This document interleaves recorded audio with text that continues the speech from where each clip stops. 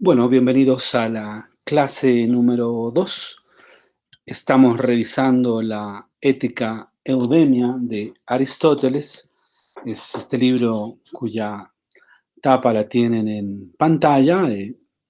Les he insistido en la primera clase de que trabajemos siempre con la edición de la editorial Alianza, eh, traducida por Carlos Mejino Rodríguez, quien también realiza una serie de notas a pie de página para la comprensión de esta obra, la relación que tiene esta obra con otras partes del pensamiento de Aristóteles en otras obras, y en particular, como vamos a ver en el desarrollo de estas clases, con la llamada Ética a Nicómaco, que pues comparte una serie de libros justamente con la Ética Eudemia.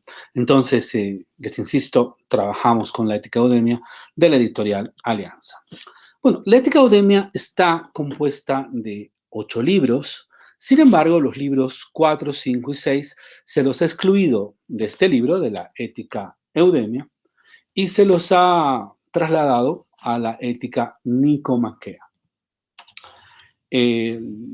El examen del curso prefacultativo se va a concentrar en los libros que quedaron. De los 8 libros excluimos 3, quedan 5 libros que se encontrarían en la Ética Eudemia de Aristóteles. Bueno, en esta clase vamos a revisar el libro primero de la Ética Eudemia. Empezamos. Este libro primero es una introducción bastante interesante, bastante curiosa, a la reflexión sobre la felicidad, sobre la idea de la felicidad, ¿no? Empieza el texto de la siguiente manera: dice: aquel que en Delos, en la morada del dios, mostrando su opinión, le escribió para el propileo del templo de Leto, definía lo bueno, lo bello y lo placentero como no pertenecientes a la misma persona con estos versos. Nos decía: lo más bello es lo más justo, lo mejor, estar sano, pero lo más placentero de todo es conseguir lo que uno desea. Bueno, Aristóteles nos va a decir que él no está de acuerdo. Él dice: para nosotros no estamos de acuerdo con él. Pues la felicidad, siendo la mejor y más bella de todas las cosas, es también la más placentera. Entonces, empecemos con el primer punto: ¿en qué consiste la felicidad o la llamada eudamonía? La felicidad, siendo la mejor y más bella de todas las cosas, es también la más placentera. Entonces, él considera que la felicidad es el bien mayor, el bien supremo. Algunas cuestiones previas que nos va a decir Aristóteles. Unas cuestiones previas. Unas se refieren al conocimiento, otras a su adquisición y su realización. Una cosa es que vayamos a conocer qué es la felicidad. Otra cosa es vayamos a adquirir los medios para llegar a esta felicidad y para la realización de la felicidad.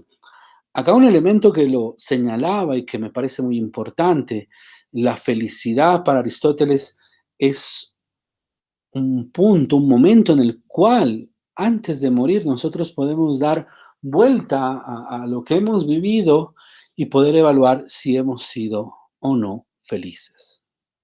Pero antes se ha de examinar, nos dice Aristóteles, en qué consiste el bien vivir y cómo se adquiere.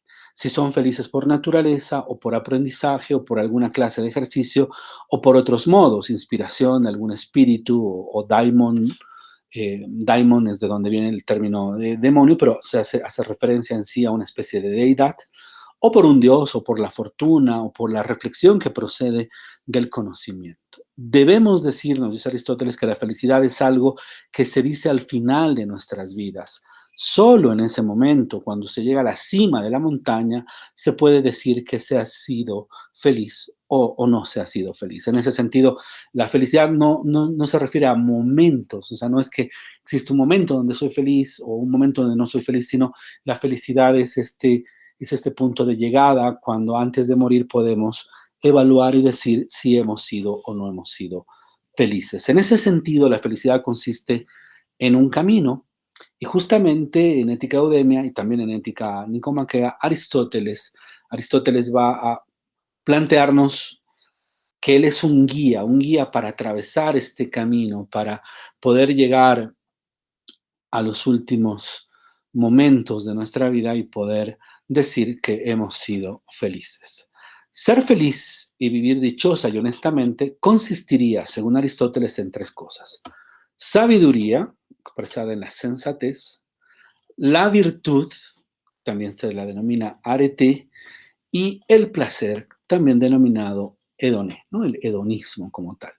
Algunos afirman la primacía de alguna de estas tres, por ejemplo, la primacía de la sabiduría por encima de la virtud, otros la primacía de la virtud, o sea, esta posibilidad de elegir el justo medio, como ya lo vamos a ver, y otros señalan de que, bueno, la vida es feliz si es que hemos tenido placer en la vida. Bueno, justamente de esto va a tratar Aristóteles en este primer libro y en sí, en realidad, en todo el desarrollo de la llamada Ética Eudema. Entonces, algunos van a afirmar la primacía de alguna de estas tres, o de dos, o de las tres a la vez. Veamos el siguiente punto, el carácter y condiciones de la felicidad. Aristóteles nos dice, todo el que es capaz de vivir según su propio albedrío se fija una mira para vivir honestamente. Y en esta mira puede uno encontrar el honor, la fama, la riqueza o la educación. O sea, es decir, ¿qué es lo que buscamos? Buscamos honor, buscamos fama, una especie de capital social, buscamos riqueza o buscamos educación. ¿En cuál de nuestras cosas consiste el vivir bien y cuáles son las condiciones sin las que no es posible que el vivir bien se dé entre los hombres? Para Aristóteles, esta es la pregunta, por eso está acá subrayada, ¿no? Por esta es la pregunta. ¿En cuál de nuestras cosas consiste el vivir bien y cuáles son las condiciones sin las que no es posible que el vivir bien se dé entre los hombres? Esta es la pregunta central para el desarrollo del pensamiento ético de Aristóteles. Aristóteles da un ejemplo con la salud. Aristóteles nos dice, no es lo mismo tener salud que las cosas sin las cuales no es posible tener salud. Por ejemplo, eh, para tener salud tenemos que tener una buena alimentación, tenemos que hacer ejercicios, tenemos que tener una buena disposición de cuerpo y bueno, no es lo mismo tener salud que las cosas en las cuales no es posible tener salud. Y esto es igual respecto al vivir honestamente. Una cosa es el vivir honestamente y otras son las cosas sin las cuales no es posible vivir honestamente.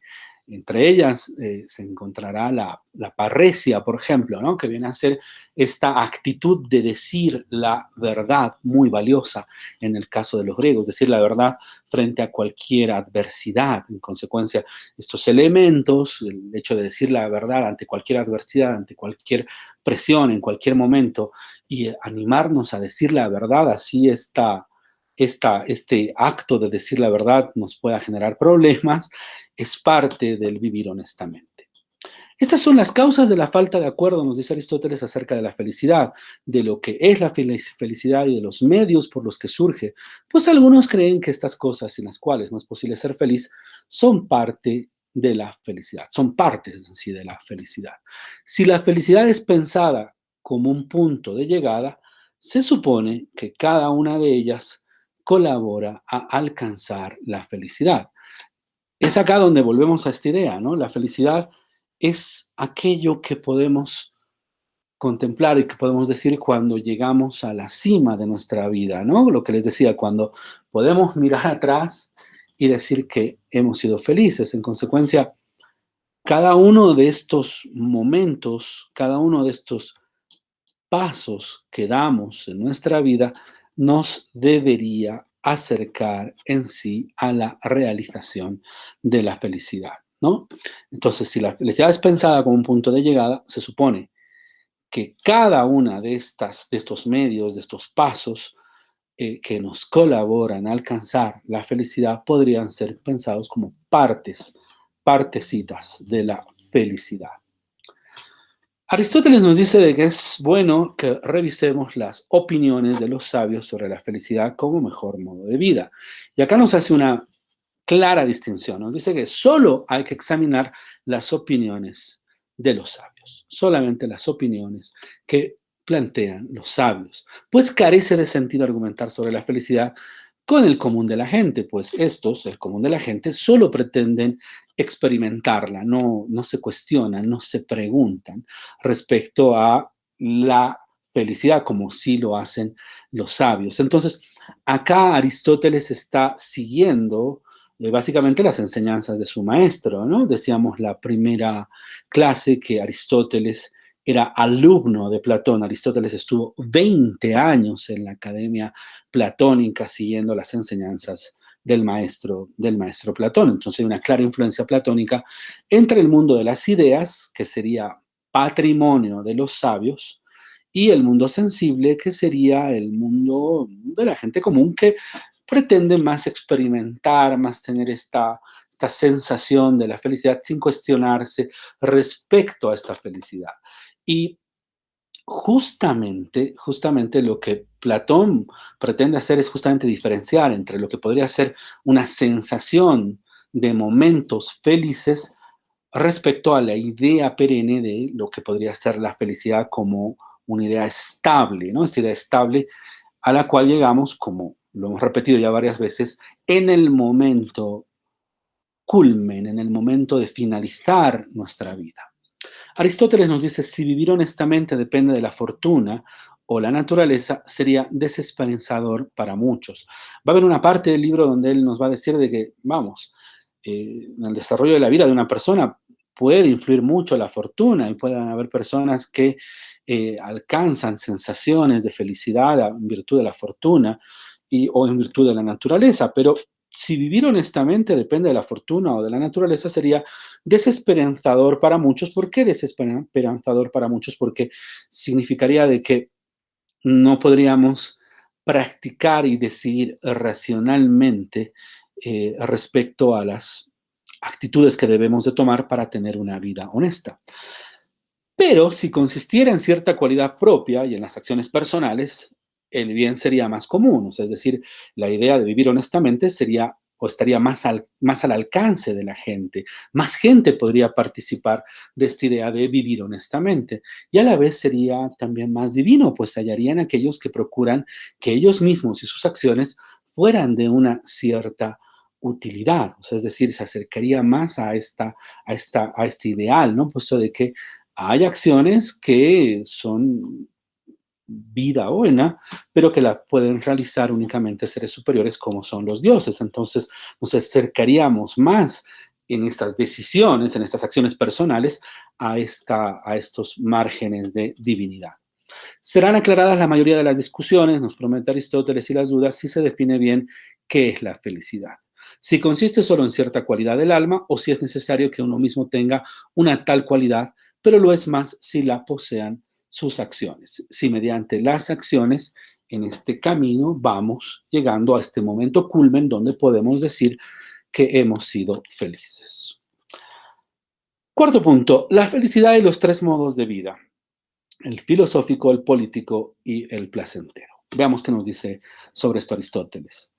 Aristóteles nos dice, hay tres cosas que conducen a una vida feliz: la virtud, la sabiduría y el placer. ¿Sí? Y vemos que hay tres modos o géneros de vida basados justamente en estas tres cosas que prefieren vivir todos aquellos a los que la fortuna ha dado esa posibilidad.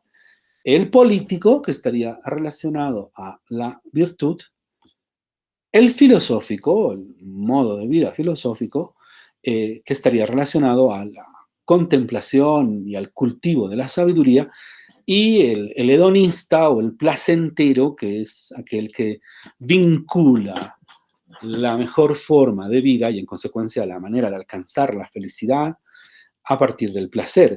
Las tres cosas mencionadas se realizan en las tres formas de vida, ¿no? El político, la virtud; el filosófico, la sabiduría; y el placentero o hedonista, el placer. El modo de vida filosófico pretende ocuparse de la sabiduría y la contemplación de la verdad. Volvemos a esta idea filosófica que les decía en la primera lección.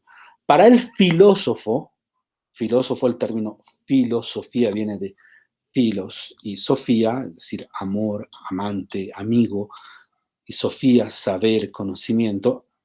el amigo del saber y del conocimiento. En consecuencia, el hombre sabio es aquel que contempla la verdad, que se eleva a una contemplación de la verdad.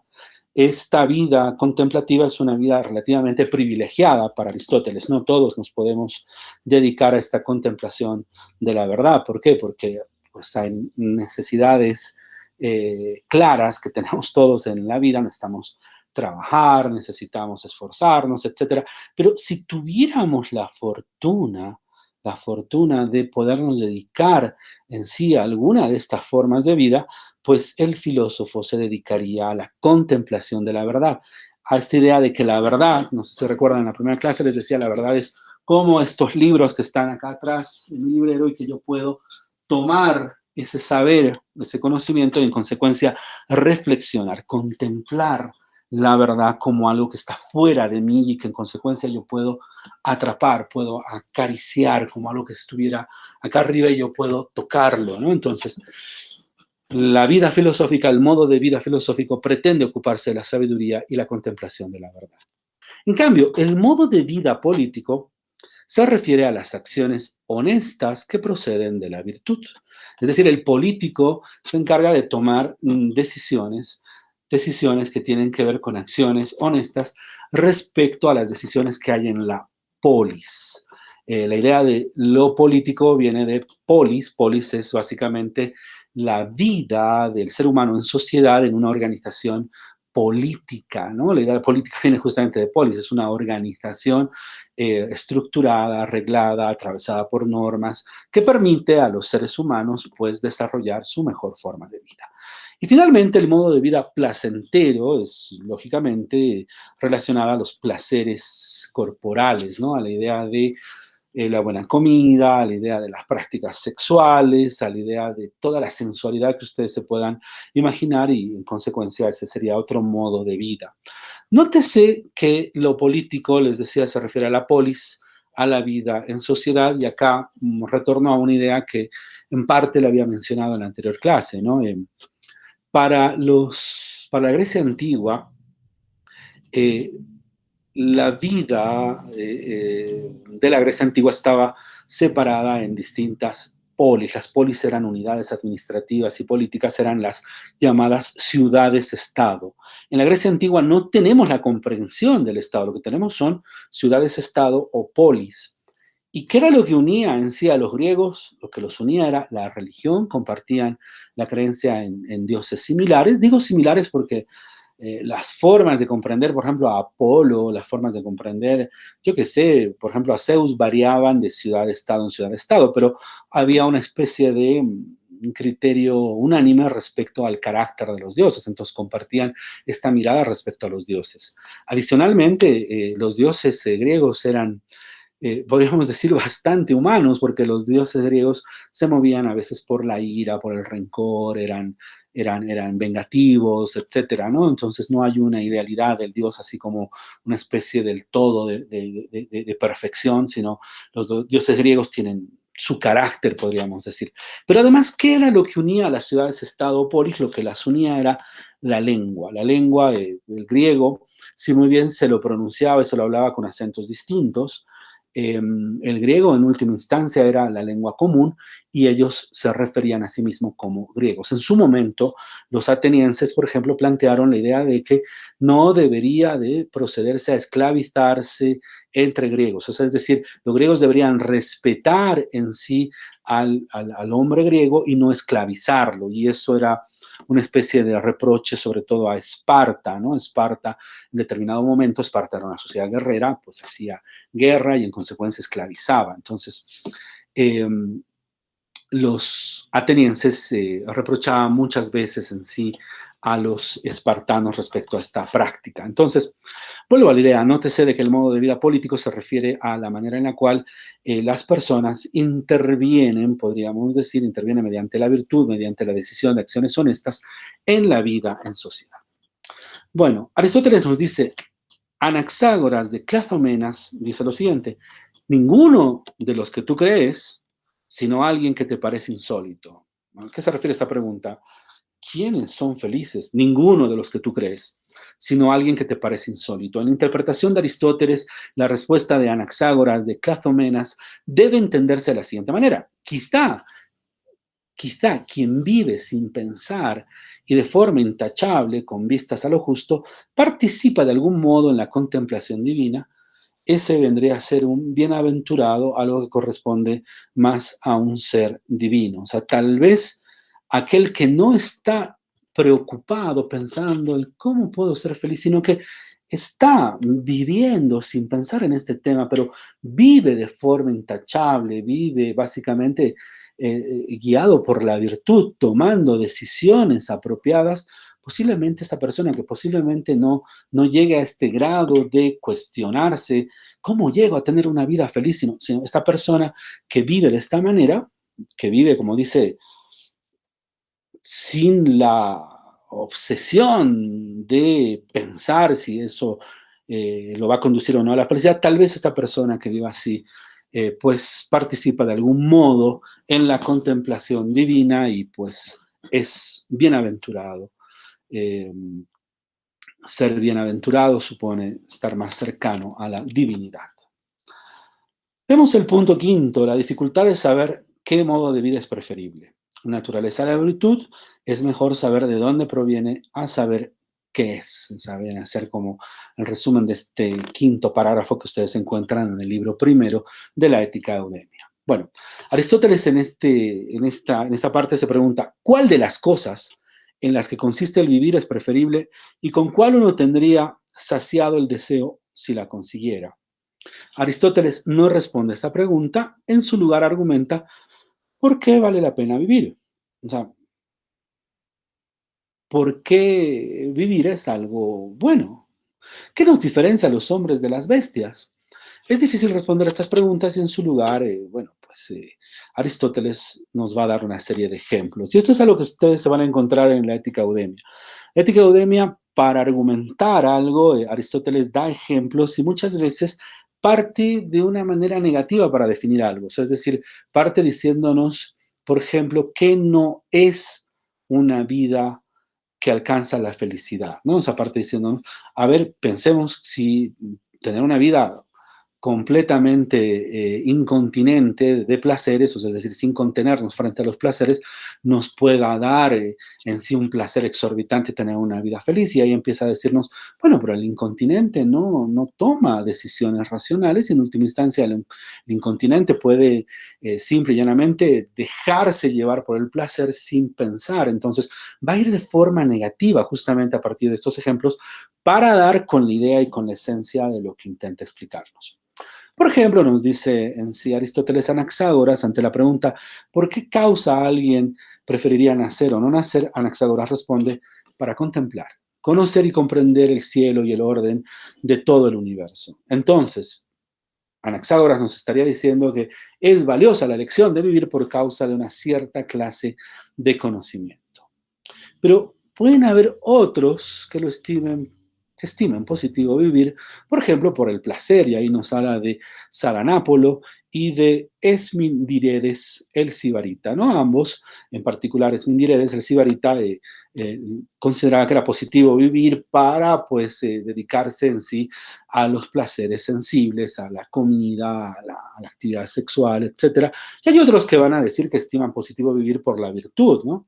Y acá Aristóteles va a reprochar que algunos políticos no son per se, no son en sí políticos, pues no eligen las cosas buenas por sí mismas, sino que adoptan este modo de vida por las riquezas y el provecho individual que puedan obtener. Entonces, para él no son per se políticos. ¿Por qué? Porque no se están preocupando de la polis, de la vida en sociedad, de la vida colectiva, de la vida y de la organización política, que mejor pueda brindar respuestas. Porque el hombre para Aristóteles es un animal político, el hombre precisa de otro hombre para poder vivir, para poder desarrollar su vida cotidiana. En ese sentido, la polis es central en la comprensión del pensamiento político de Aristóteles, pero también del pensamiento ético, ¿no? Entonces, algunos podrían estimar positivo vivir para la contemplación como Anaxágoras, otros podrán pensar que es positivo vivir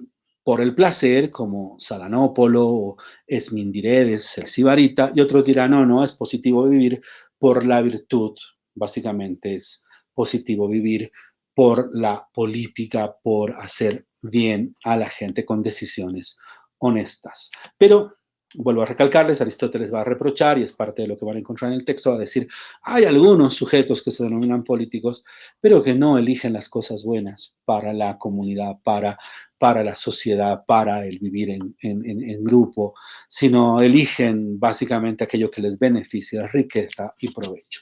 Por lo dicho, todos adscriben la felicidad a uno de los tres modos de vida, ya sea el político, el filosófico y el placentero. Obviamente, Aristóteles va a considerar de que el modo de vida que te va a conducir a la felicidad es un modo de vida contemplativo y en consecuencia este no es más que el filosófico, ¿no?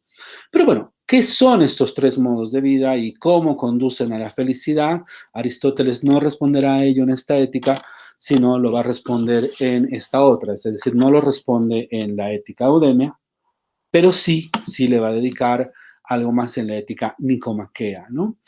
No se olviden que muchos dicen que la ética nicomaquea es una revisión de los planteamientos de la ética eudemia.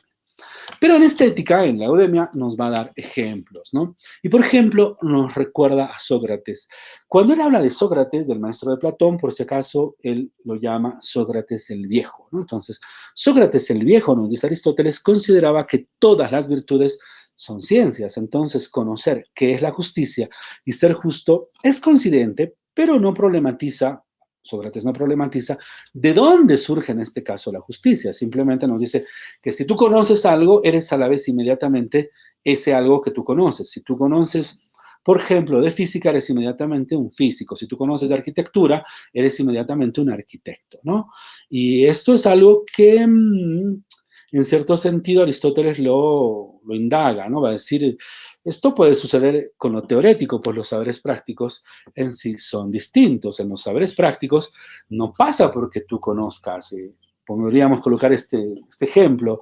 Tú puedes leer mucho, estudiar mucho sobre natación, sobre cómo se nada, pero no con que tú conozcas el saber teórico de la natación significa que sepas nadar. Para nadar tienes que practicar, tienes que ingresar al agua y tienes que mojarte y aprender a nadar. Entonces, puede suceder esto con saberes teóricos que te colaboran en sí a poder comprender algo, pero hay otros saberes que son saberes prácticos y los saberes prácticos son distintos. Hay una praxis, hay un hábito que se tiene que desarrollar. Con que leas mucho de natación no significa que te puedas meter a la piscina y nadar. Es muy posible que te ahogues. Para aprender a nadar precisas un maestro, un profesor de natación que primero te enseñe a flotar, luego te enseñe a respirar, luego te enseñe a, pues, mantenerte a flote y poderte desplazar dentro del agua. Y esto es un saber práctico. En ese sentido, los saberes prácticos son distintos a los saberes teóricos. Aristóteles nos va a dar una serie de ejemplos, les decía, ¿no? No solamente va a recordar a Sócrates el Viejo, sino nos va a dar ejemplos con la salud, nos va a decir la salud, su fin es la medicina. Tú puedes leer mucho sobre salud, pero la medicina va a suponer una serie de pasos y de elementos prácticos que te llevan en sí a tener una buena salud. No es solamente un elemento. Lo mismo, la política precisará no solamente de acciones honestas, sino también de una buena legislación. En los saberes prácticos, el fin no es conocer, sino ser. Es decir, no solo consiste en saberlo, sino en estarlo. No es solamente el conocimiento teórico, sino el conocimiento práctico. No es solo conocer, sino ser.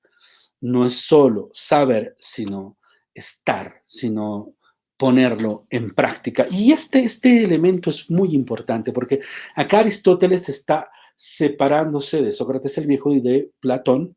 ¿Por qué? Porque para estos pensadores, esto lo vamos a ver un poco en esta clase y también en las próximas, tanto para Sócrates como para Platón, el saber y el conocimiento era un dominio de la idea, y la idea era algo que podíamos intelegir, de donde viene inteligencia, ¿no? La inteligencia supone la la intelección. ¿Qué es el intelegir? El intelegere es el leer por dentro.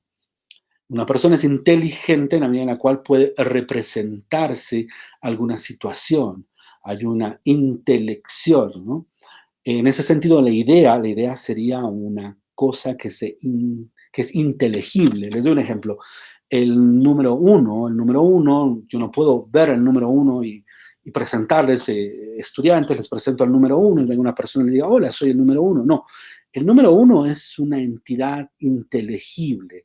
Tú puedes comprenderla en virtud del intelecto, ¿no? En ese sentido, lo inteligible para filósofos como Sócrates y Platón era en sí la idea. Aristóteles acá nos está diciendo, es muy valiosa la idea, pero hay saberes que son prácticos. Y en los saberes prácticos el fin no es conocer, sino ser. El fin no consiste solo en saberlo, sino en estarlo. Y me parece que el ejemplo, este es un ejemplo que yo estoy sacando, que es el ejemplo de aprender a nadar, no es un saber teórico, es un saber práctico. Lo mismo conducir un carro. Tú puedes leer mucho respecto a la conducción de un automóvil, de una camioneta, pero no significa que sepas manejar. Para saber manejar un carro necesitas práctica, necesitas hábito como tal. Bueno, en ese sentido, si no pasa por ver o saber lo teórico, ¿cuál es el método a seguir en cuestiones éticas? El método a seguir en cuestiones éticas, nos dice Aristóteles, es partir de los hechos observados. ¿Qué significa esto? Debemos intentar buscar el convencimiento por medio de argumentos, usando los hechos manifiestos como testimonios y ejemplos. Cada ser humano tiene algo propio en relación con la verdad, porque cada ser humano tiene una praxis, ¿no? Ahora bien, en todo estudio metódico nos dice hay diferentes argumentos, los que se expresan filosóficamente, y aquí la idea de la filosofía como especulación teórica, y los que no. Ahora bien, nos dice Aristóteles, no es preciso abordar todas las cuestiones por medio de argumentos, sino muchas veces por los hechos manifiestos, esto es, partir de los hechos observados. Acá lo que Aristóteles nos está planteando es ir a través de un método inductivo y no deductivo. Es decir, en vez de partir de la idea y deducir desde la idea o desde la teoría la praxis, lo que él nos dice es más bien observemos la praxis para comprender en sí la idea.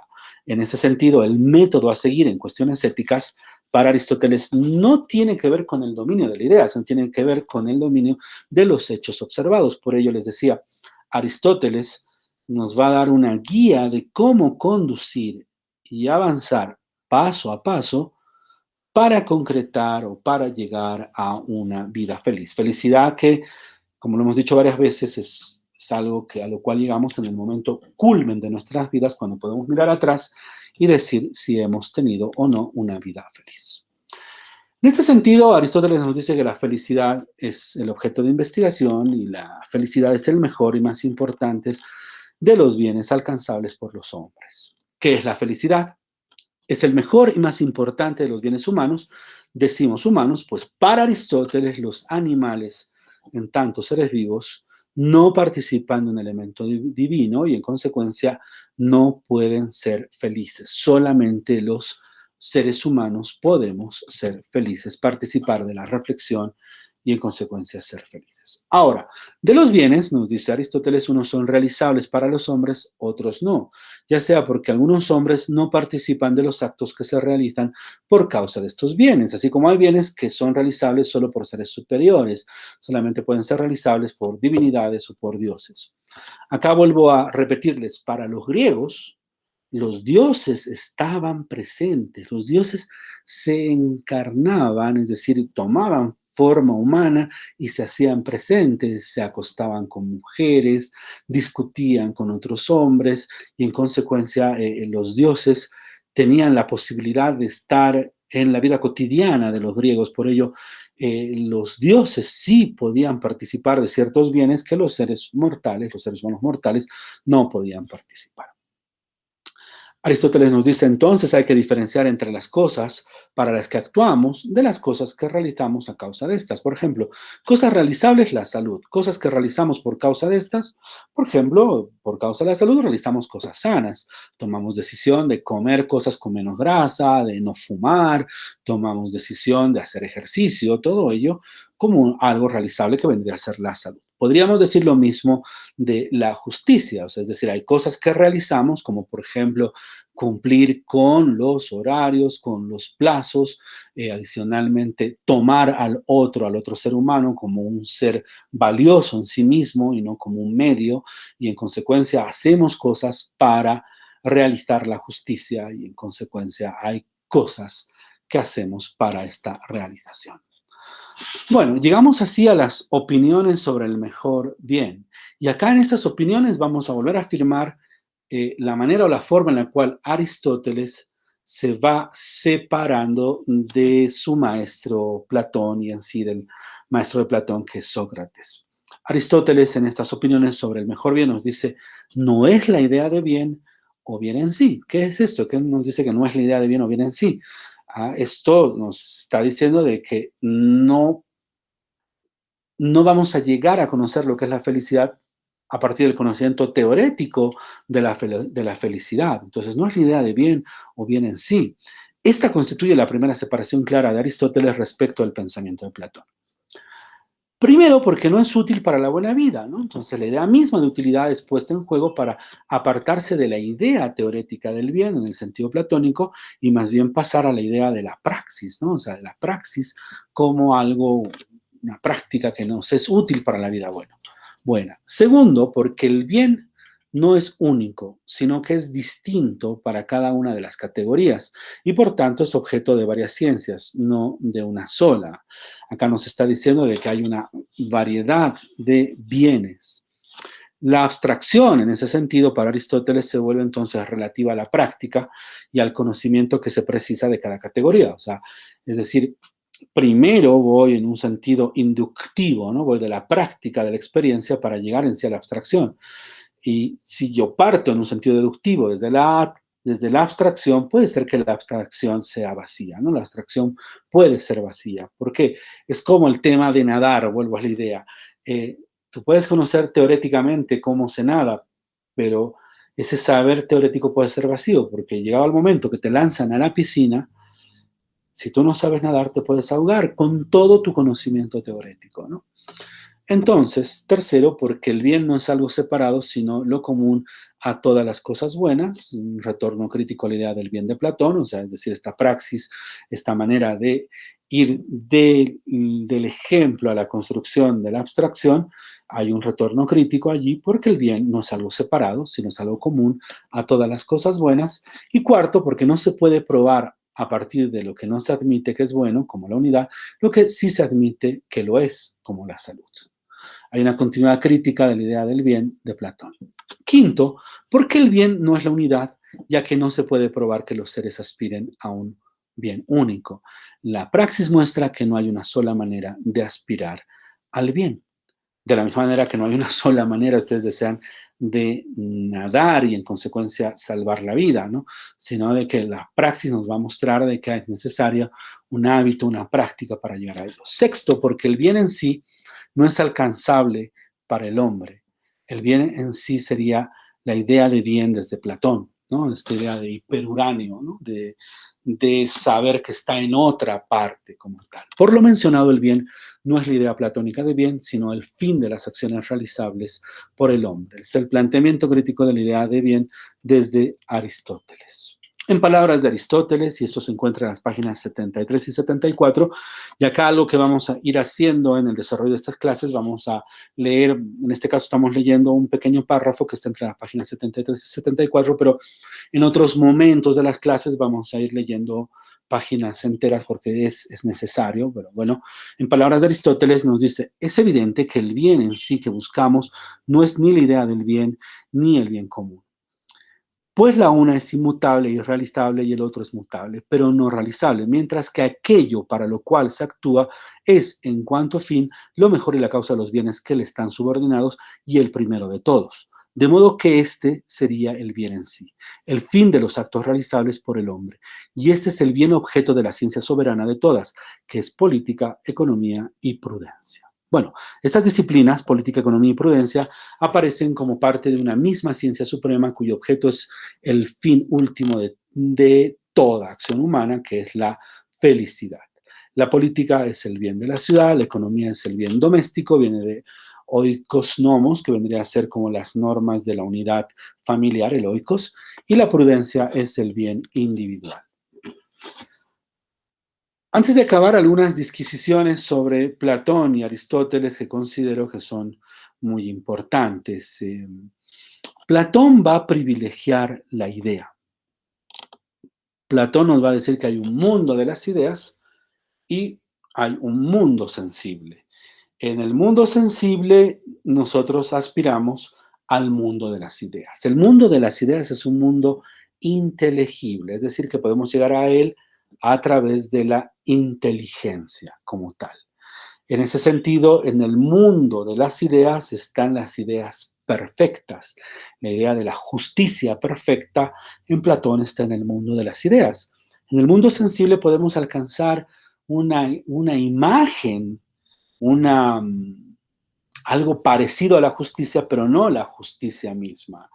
Pónganse a pensar que Platón va a influenciar mucho al pensamiento del cristianismo primitivo, o sea, es decir, va a influenciar mucho el pensamiento cristiano en la idea de el cielo, esta idea de la perfección, y la tierra, ¿no? La tierra que se construye a imagen y semejanza del cielo, mirando siempre el cielo, ¿no? Pónganse a pensar de que antiguamente nos guiábamos por las estrellas o pensábamos que las estrellas era algo que nos podía guiar, por ejemplo, en la navegación. Y también considerábamos que las deidades, los dioses, se hallaban en el cielo, ¿no? Esta idea de que el cielo es lo perfecto y que solamente vamos a tener, por ejemplo, la justicia perfecta en el cielo, en este caso después de la muerte, es una idea, es una transmutación, es un desplazamiento de este privilegio de la idea del mundo de las ideas de Platón. En el caso de Aristóteles, Aristóteles considera que no solo la idea es importante, sino la práctica, la vivencia misma de la idea. Él nos va a decir que la abstracción puede ser vacía, o sea, este mundo de las ideas que no se realiza de manera práctica en el mundo sensible, puede darnos al final de cuentas una noción vacía de, por ejemplo, de justicia, ¿no? Entonces, en ese sentido, Aristóteles va a intentar dar un paso más allá de Platón. Bueno, ¿qué es lo que pone en juego este primer libro y qué es lo que nos está tratando de decir en sí Aristóteles en este primer libro de Ética Eudemia? Nos está tratando de decir lo siguiente: ser feliz y vivir dichosa y honestamente consistiría en tres cosas: sabiduría, es decir, sensatez; virtud, arete; y placer, hedoné. Hay tres modos o géneros de vida que prefieren vivir todos aquellos a los que la fortuna ha dado esta posibilidad: el político, el modo de vida político, el modo de vida filosófico y el placentero. Por lo dicho, todos ascriben la felicidad a uno de los tres modos de vida: el político, el filosófico y el placentero. Pero ¿qué son y cómo conducen a la felicidad? El método para responder esta pregunta nos dice que no es preciso abordar todas las cuestiones por medio de argumentos, sino muchas veces por los hechos manifiestos. Es decir, es necesario partir de los hechos observados, es necesario observar la práctica, ¿no? Es decir, el hábito. ¿Qué es la felicidad? Es el mejor y más importante de los bienes humanos. Este bien, que es la felicidad, debe ser realizable, no solo contemplativo, y ello aparta a Aristóteles de la reflexión platónica. O sea, es decir, para Aristóteles no es solamente el conocimiento de la idea, como en el caso de Platón. Es decir, en el caso de Platón, en el mundo de las ideas estaría esta idea de felicidad perfecta, y en el mundo sensible haríamos todo lo posible por alcanzarla, alcanzar algo parecido. No, no, no. Para Aristóteles, este bien, que es la felicidad, debe ser realizable, no solamente contemplativo, y ello justamente aparta a Aristóteles de la reflexión platónica. Bueno, ¿qué tiene que ver todo esto con el derecho? Y con esto ya vamos acabando. Bueno, tiene que ver mucho con el derecho, aunque vamos a ver de que los demás libros de la Ética Eudemia se acerca más en sí a la reflexión jurídica, pero en este caso, ¿qué podríamos sacar de este libro con respecto al derecho? Yo creo que estos dos elementos. Primero, que el conocimiento y la práctica de lo justo deben ir de la mano. Es decir, no solamente pasa por conocer lo que es justo, sino tiene que haber una práctica de lo justo. Que el abogado no solamente debe de conocer de normas y de justicia, sino que debe lograr alcanzar la justicia a partir de las normas. Y cuando las normas sean insuficientes, ya vamos a ver esto, Aristóteles nos va a decir que tiene que primar lo justo, tiene que privilegiarse lo justo. En ese sentido, no pasa únicamente por conocer sobre justicia, sino practicar lo justo. El conocimiento y la práctica de lo justo deben ir de la mano, es decir, tienen que ir de manera conjunta.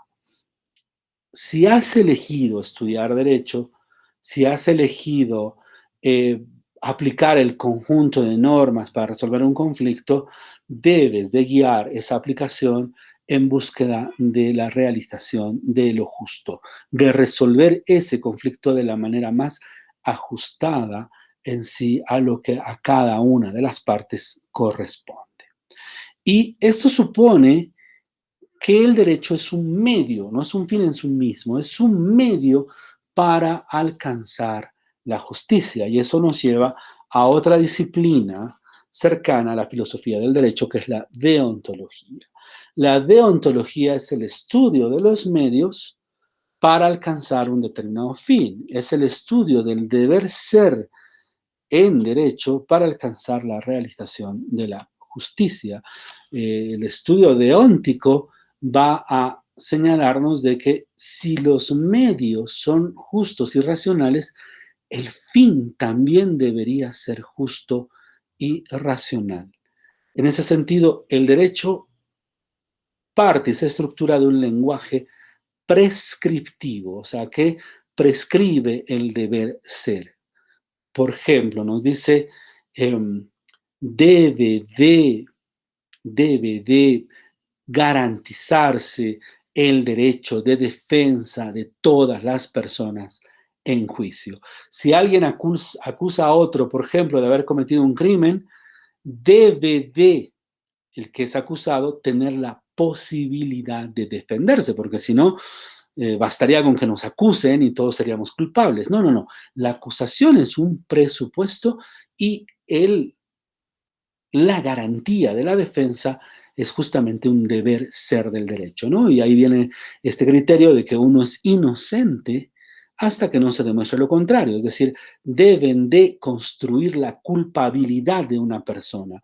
En ese sentido, partimos por creer en la dignidad de la persona y en consecuencia todos somos inocentes hasta que no se demuestre en un juicio y de manera probada nuestra culpabilidad. Entonces, allí aparecen una serie de prescripciones de deber ser ético que se encuentran dentro del derecho y la deontología va a tomar en sí al derecho como un estudio de los medios racionales y justos para la búsqueda de fines también racionales y justos. En este sentido, el derecho, el derecho es un medio que nos acerca en sí a la justicia. Y si es un medio que nos acerca a la justicia, el conocimiento y el estudio del derecho tiene que llevarnos a un compromiso de que ese conocimiento y ese saber sea llevado a la práctica. El conocimiento y la práctica de lo justo deben ir de la mano, porque de otra manera el derecho se apartaría cada vez más de la resolución de conflictos y el derecho podría ser injusto. Y como señala un jurista alemán que es Radbruch, Radbruch nos dice, la norma de derecho infinitamente injusta no es una norma jurídica, no es una norma de derecho. Entonces, estos son los elementos que vinculan, y era lo que les decía en la primera clase, la forma y la manera en la cual se vincula la ética y el derecho. Bueno, continuamos la próxima clase que vamos a revisar la ética Eudemia, vamos a partir revisando justamente el segundo libro, ¿no? El libro segundo, que es un poco más extenso. En consecuencia, vamos posiblemente a dividir en dos partes el estudio del libro segundo de la Ética Eudemia. Bueno, muchísimas gracias. Continuamos la siguiente clase.